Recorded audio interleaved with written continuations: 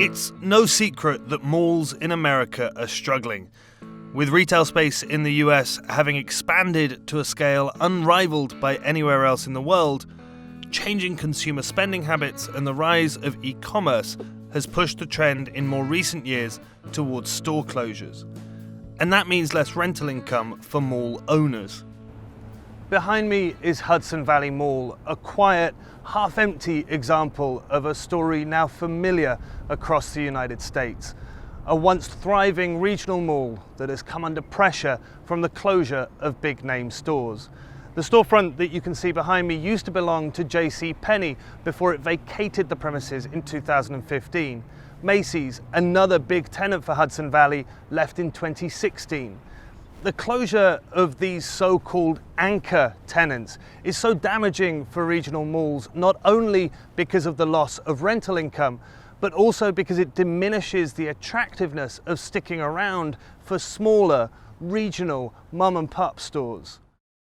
Credit Suisse estimates that as many as 8,640 stores with 147 million square feet of retailing space could close down just this year.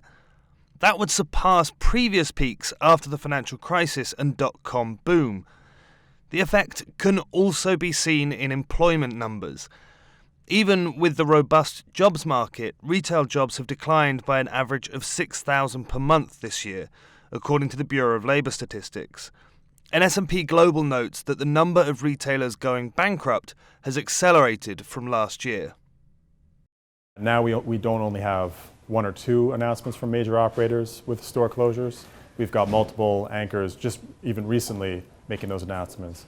So on a case-by-case basis, you're going to have properties that now the operator is dealing with two major anchor closures, and the impacts on other tenants at that property can be pretty severe.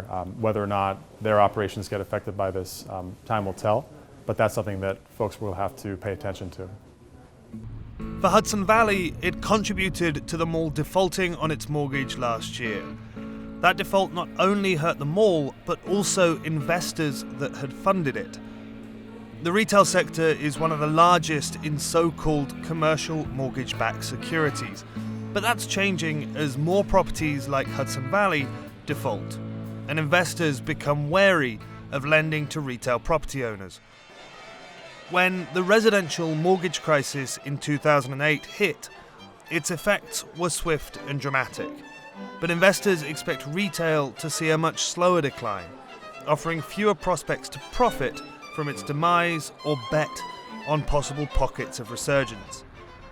Hudson Valley's story began in the 1980s.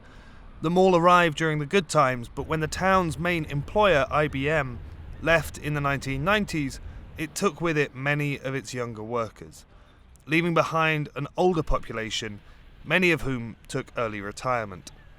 Communities faced with a changing demographic due to the departure of a major employer about 25 years ago.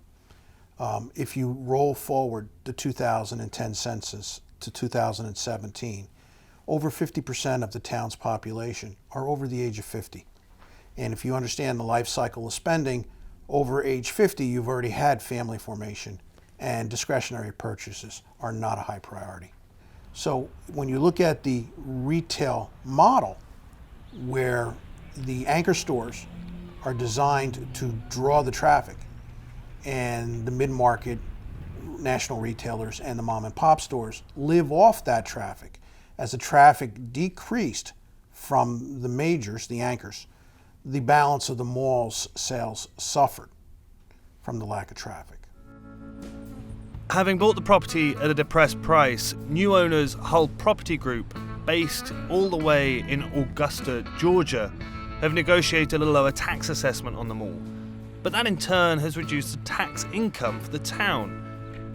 But Hull Property Group says it allows them to begin investment in Hudson Valley, hoping to stabilize the outflow of tenants before seeking ways to attract new ones, possibly turning to more experience-oriented businesses like restaurants to complement traditional bricks and mortar stores. A move echoed elsewhere across the country as regional malls attempt to evolve in line with consumer trends. Some large retailers do still remain at Hudson Valley, but the names emblazoned on the sign behind me just off the main road are still those of struggling big box retailers like Sears and Target. Under new ownership, the mall is fighting for survival at a time of structural shift in the retail industry and the makeup of the American mall. But there is hope. A new mega mall in New Jersey recently received funding from investors showing they are still willing to support some retail developments. And Amazon's acquisition of Whole Foods and the floor space that comes with it shows even those at the forefront of disrupting the retail industry see value in physical shops. Joe Rennison, Financial Times in Ulster County, New York.